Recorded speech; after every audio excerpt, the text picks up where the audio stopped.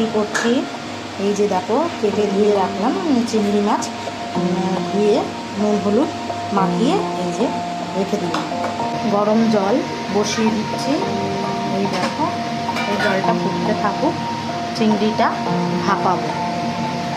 এদিকে একটা পেস্ট তৈরি করেছি, সর্ষে, পোস্ত আর চালমগজ, কাঁচা লঙ্কা দিয়ে একটা পেস্ট তৈরি করে এটা চিংড়ি মাছটাকে দিয়ে ভালো করে মাখাবো।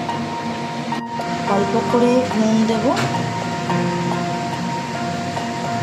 আর সামান্য হলুদ দেব, সামান্য হলুদ দিয়ে এটাকে ভালো করে মেখে নেব। মেখে 10 মিনিটের জন্য ম্যারিনেট করে রেখে দেবো।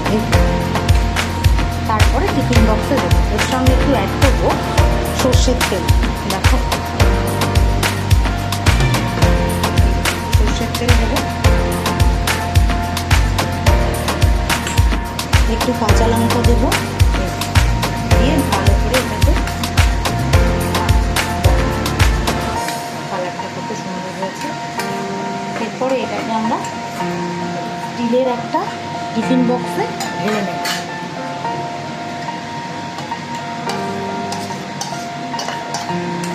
এই যে স্টিলের একটা টিফিন বক্স ঢেলে নেব। আর এটার জন্য কিছু করতে হবে না, এরপরে এই জলে গরম জলে বসিয়ে দেবো। ব্যাস, ঠিক আছে। এবার এখানটায় বসিয়ে দেব, বসিয়ে দিয়ে একটা শিল চাপা দিয়ে দেবো।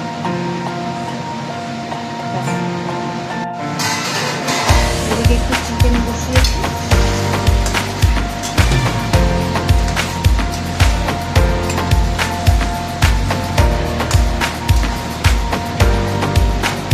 চিকেনে একটু ধনে পাতা দিয়ে দেবো লাস্টে। ধনে পাতা না দিলে তো ভালো লাগে।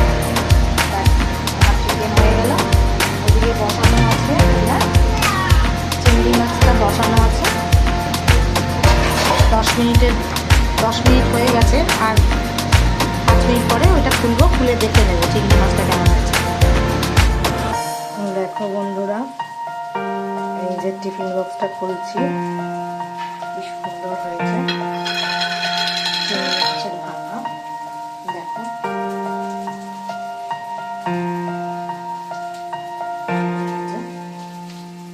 গরম গরম ভাতে খুব ভাল লাগে, তোমরা একটু ট্রাই করো। আর এদিকে আবার একটু উচ্ছে ভাজা বসিয়েছি,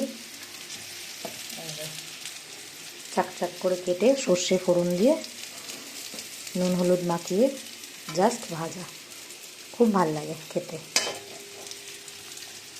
দেখো বন্ধুরা, এই যে চিংড়ি মাছটার জাস্ট উপর থেকে একটু কাঁচা তেল দেবো আর 2টো কাঁচা লঙ্কা চিড়ে দিয়েছি, ব্যাস, আর কিচ্ছু দিতে হবে না।